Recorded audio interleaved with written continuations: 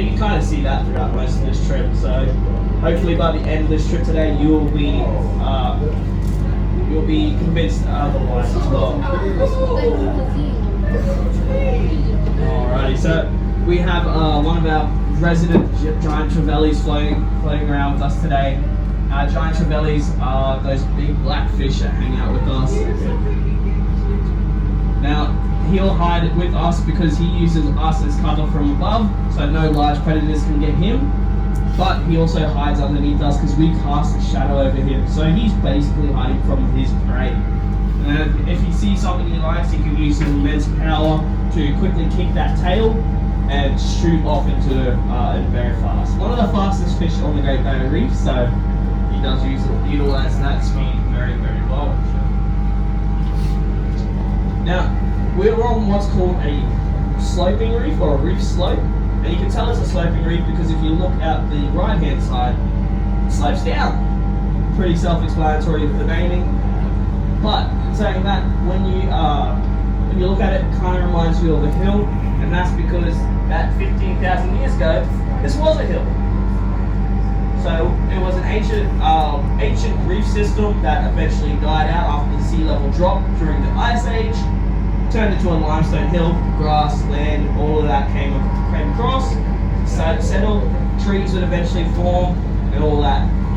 Now, as the Ice Age ended, all that water had to go somewhere, and it came back exactly where it was. Those ancient limestone cliffs turtle on our right hand side here. The turtle there on the right. You guys see the turtle? Back of the shell there? Distance? I missed it. But I saw one earlier. I reckon you probably got the video of it so you can show everyone. Alrighty. Now that was a hawksbill turtle for those of you that missed it. But for those of you that did see it, you might have noticed a real spiky looking edge to this shell. It's distinctive and only found on those, quite a distinctive shell type, and it's only found on those hawksbill turtles. Pretty lucky out here on the Great Barrier Reef. Worldwide, there's 7 species that you can find of sea turtle. 6 of them can be found on the Great Barrier Reef. Obviously not all in one spot, but varying throughout Australia and the Great Barrier Reef, you will find many of them.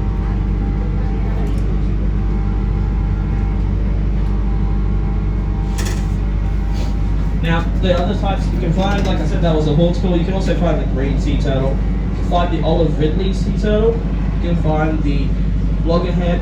And you can also find a flatback and leatherback turtle. Alright, now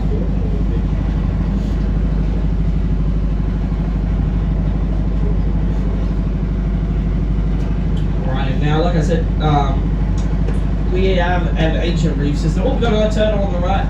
Turtle on the right has her head stuck in the ground there, having a bit of a munch. There we go. So that's one of our green sea turtles there. Just looking for some algae to have a bit of a munch on. As we're out of our stinger season, so we have a lot less jellyfish floating around. So they do during dry season without all the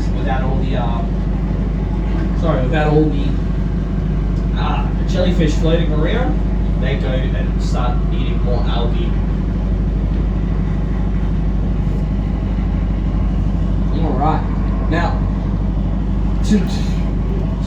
so what we see today, 2 distinct, that's a mooring block, so we can tie a boat to these and they won't move. But we have 2 distinctive types of coral with us today. We have hard coral that has a hard limestone or calcium carbonate skeleton. It's a mineral that can draw out of the water, slowly secreting into the body that we see today. The other type of coral is our soft corals. They have a soft body, they sway in the wind.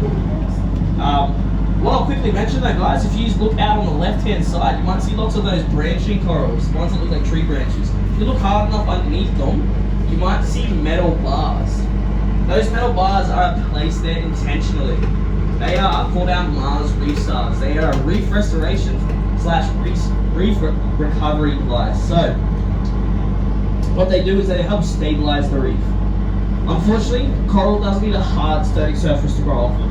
So when we have cyclones, like in 2011 we had Cyclone Yasi that came through, absolutely devastated our place. Unfortunately, it does tend to whip the water up and break lots and lots of coral. When that happens, we get broken pieces of coral that have fallen off the main colony,